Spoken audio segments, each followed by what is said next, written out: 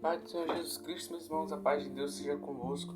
Estou aqui hoje para gravar mais um vídeo para vocês falando sobre a palavra do Senhor. Bom, Deus colocou em meu coração hoje para falar sobre no caso, o perdão das transgressões. Bom, Deus colocou isso em meu coração justamente num dia em que eu caí no pecado. Bom, por que Deus ele nos perdoa e por que Ele perdoa nossas transgressões? É porque a gente merece? Só para começar assim, contextualizar?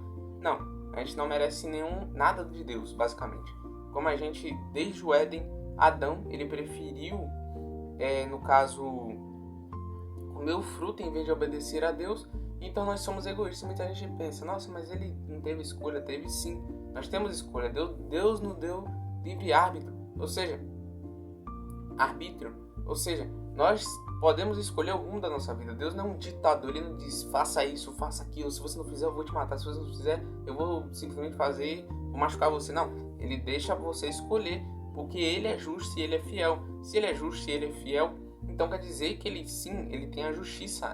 Ou você vai para a direita ou você vai para a esquerda, você vai para o mal ou você vai para o bem. Ou seja, nós temos que escolher sempre o bem, mas muitas das vezes nós acabamos escolhendo o mal, porque parece prazeroso, porque o pecado parece bom. Mas olha, o pecado não é bom, o pecado é ruim, porque o pecado ele afeta coisas que a gente não consegue ver. O que seriam essas coisas? A alma. A alma a gente não consegue tocar nem ver. Quem só consegue tocar e ver é Deus e o mundo espiritual. Mas Deus, em sua misericórdia, Ele simplesmente, em vez de Ele tacar todo mundo no inferno e simplesmente começar uma nova humanidade, Ele escolheu o amor, porque Deus é amor.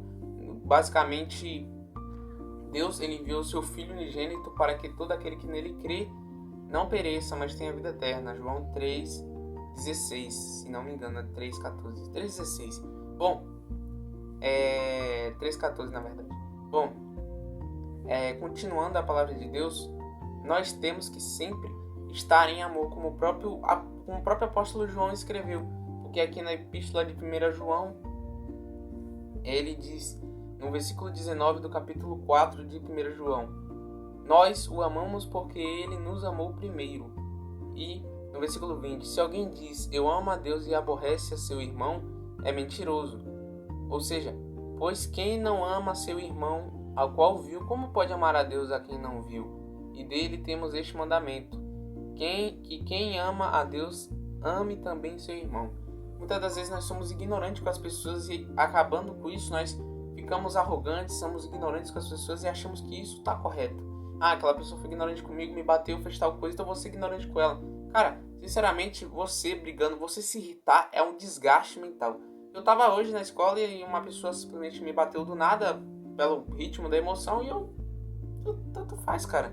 Isso não me afeta mais porque eu comecei a processar e eu comecei a pensar, cara, se eu me estressar, eu vou gastar energia. Se eu gastar energia, eu só vou perder o meu tempo. É tipo uma discussão. Quando uma pessoa para discutir, tá andando na rua, do nada começa a discutir. Você vê que a pessoa começa a parar, de andar.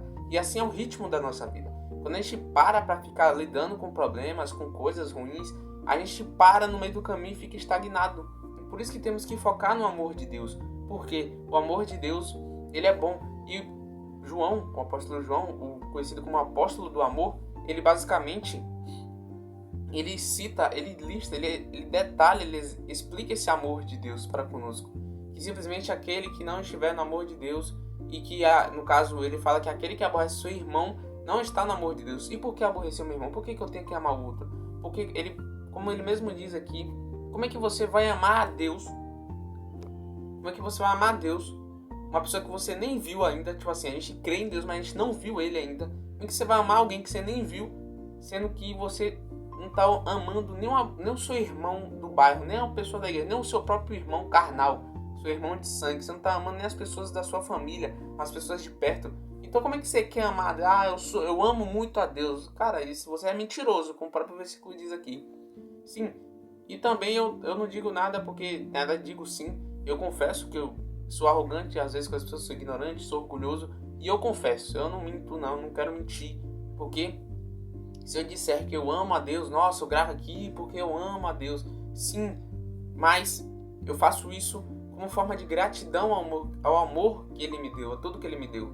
Mas se eu disser que eu amo a Deus e eu tá lá na escola aborrecendo meu irmão, tá aqui em casa estou na minha família aborrecendo minha família, então eu sou um mentiroso perante Deus. E quem mente é o quê? Quem é o pai da mentira? O diabo. Logo, eu sou filho do diabo, eu sou filho do diabo para ficar mentindo? Não. Temos que parar com essa logística de mentir, porque muitas das vezes, muitas pessoas hoje mentem muito, mas mentem muito para sair em vantagem. Mas o foco dessa mensagem aqui, meus irmãos, é simplesmente que nós fomos perdoados por esse amor que, independente das nossas trapaças, nossos erros e nossas transgressões, Ele escolheu nos amar primeiro. Deus, desde a eternidade, desde o começo da humanidade, Ele sempre nos amou. Por que você acha que Deus ele fez todo, fez o homem, fez o jardim, já fez os animais, já fez tudo? Por que Ele simplesmente só quis para deixar lá? Ele já sabia que o homem ia cair, Ele já deixou todos os recursos para o homem simplesmente evoluir e, enfim, chegar no juízo final, que a gente já está bem perto, porque é o último juízo. São 7 juízos ao longo da história da humanidade. Ou seja, nós temos que prestar atenção no amor de Deus e do Espírito Santo. Por quê? Porque o Espírito Santo, meus irmãos, ele não é um carrasco que está com a régua na mão e está dizendo: se você não fizer tal coisa, você vai morrer. Se você fizer tal coisa, eu vou te bater. Se você não fizer tal coisa... Cara, eu aprendi que para você vencer o pecado, você não pode focar nele. Parece ilógico, parece algo que... Se eu preciso vencer o pecado, tem que focar nele. Não foque no pecado. Quanto mais você foca no pecado, mais desesperado, mais se sentindo culpado você fica. Ou seja, nós temos que tirar o foco do pecado e começar a olhar para Jesus. Porque Simão Pedro simplesmente começou a andar por cima do mar. Mas por que ele estava andando em cima do mar? Porque ele estava tendo fé, olhando para Jesus, indo para Jesus, que ele ia chegar em Jesus, andando sobre as águas. E ele só conseguiu devido à fé. Mas quando ele olhou para o lado, ele começou a olhar para os problemas, para si mesmo, para o estado que ele estava, e simplesmente ele começou a afundar. E quando a gente começa a fazer isso, a gente começa a afundar. E por isso que nós temos que focar no amor de Deus. Por quê? Porque simplesmente Deus ele só quer nos dar amor. Amor. Ele quer, e nesse amor inclui também a exortação. Porque, por exemplo, vamos fazer um exemplo prático para você aprender por que Deus nos dá sermão, nos exorta e nos castiga no sentido não de punir, mas no sentido de te repreender. Porque imagine que você tem um filho. Seu filho tá andando na rua com você, tá segurando sua mão, aí o filho solta sua mão, tá passando um monte de carro na rua. E aí passa um monte de carro e você vai correndo pro filho e pega no desespero o menino, aí o menino fica até assustado e você dá uma repreende, você grita com ele. Grita não, você fala: não faça mais isso, isso é errado. Por quê? Você fez aquilo porque você achava que ele merecia, ou que simplesmente ele tinha que tomar isso de graça? Não, aquilo foi pelo bem do menino. Ou seja, nós temos que prestar atenção no amor de Deus, em como Ele nos repreende. Por quê? Porque Deus ele não vai permitir que você vá para cima do pecado, que você vá para o pecado, corra para o meio da rua do pecado e simplesmente se jogue lá e um carro te leve. Ou seja, esse carro seria a tentação vir em você e te levar. Ou seja, nós temos que evitar esses caminhos que nos levam ao pecado. São gatilhos que nos levam a pecado, ou seja, a pecar. E por isso que nós temos que focar no amor de Deus.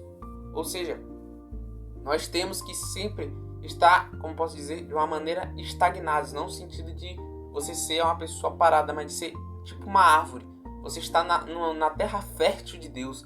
E quando vem uma tempestade, você simplesmente não se fixar, tentar se fixar na tempestade, que é as provações, as tentações. Não se fixe na tempestade, se fixe na terra que Deus já está te garantindo que você vai conseguir se fixar. Porque a terra que Deus nos coloca, a semente que Ele coloca no seu coração para que cresça uma árvore linda, que é você mesmo, que no caso a palavra de Deus é como se fosse uma semente. E essa semente, se a gente liberar mesmo, se a gente permitir, ela cresce em solo fértil, que é o nosso coração.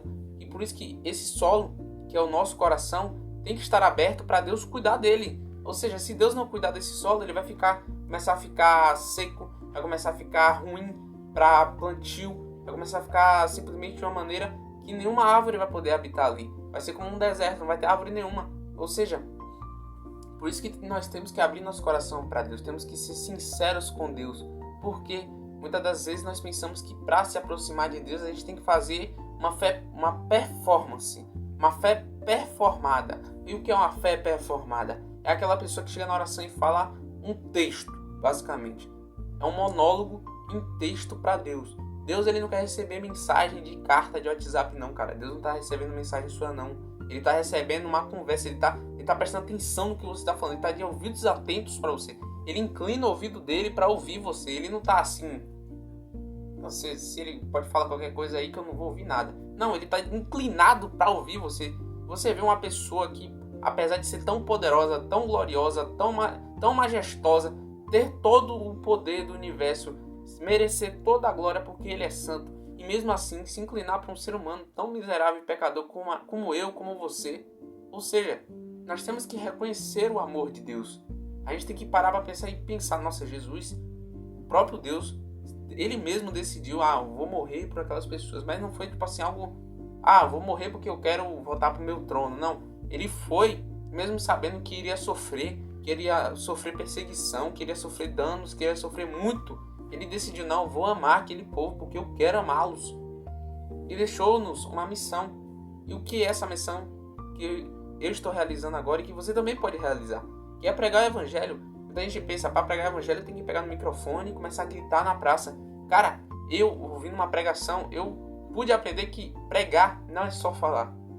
Porque se fosse assim, os mudos, os cegos, as pessoas mudas que não têm corda vocal, que perdeu a voz, como é que elas vão pregar? Ou seja, não é só falar, você pode pregar literalmente com o seu corpo, com o seu coração.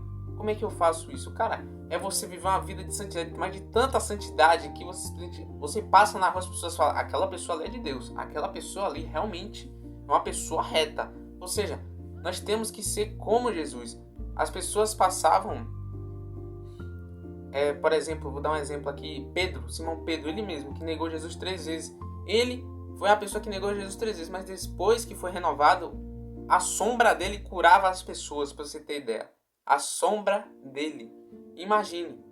Ele passava e as pessoas eram curadas. Por isso que nós temos que ter uma vida de santidade. Não é para ganhar as coisas, mas simplesmente para refletir o caráter de Cristo. Porque Jesus, ele é o próprio Deus, ele é o próprio amor.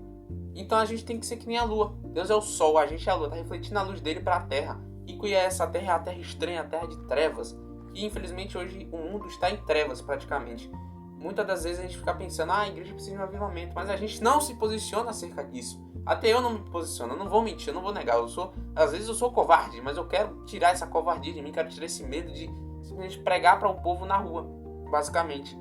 E por isso que nós temos que ser corajosos. Eu prego aqui, mas eu também quero pregar para as pessoas. E por isso que nós temos que começar, não avivando uma pessoa, porque como é que você quer pregar para 1 milhão de pessoas sendo que você não prega nem na sua casa? Você não prega nem sequer na sua escola. Por isso que a gente tem que tentar, pelo menos tentar realizar a missão de Deus. Tenta pegar o evangelho ali numa conversa. Porque Deus, eu já vi muitas vezes Deus me guiar em uma conversa simples para pregar o evangelho. E eu consegui fazer isso. Por quê? Porque Deus me providenciou. Por isso tem muitas oportunidades que Deus abre para nós, para que nós espalhemos o amor de Deus. E isso não é assim algo forçado, não soque a semente na terra. Isso só vai ser pior. Muitas igrejas já traumatizaram pessoas a nunca mais irem na igreja. E por quê? Porque a igreja não tinha um conhecimento para pregar. Quando vem uma pessoa nova na igreja, você não deve espancar ela, simplesmente, seu pecador miserável, você que veio aqui, se arrepende dos seus pecados. Não, cara, tem que ser com diligência. Pregação não é algo que você solta e...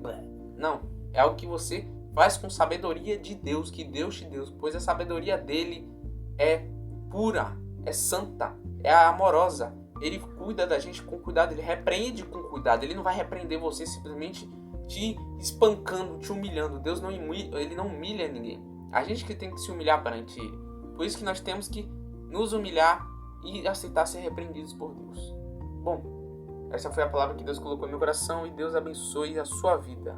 Em nome de Jesus e a paz do Senhor seja convosco.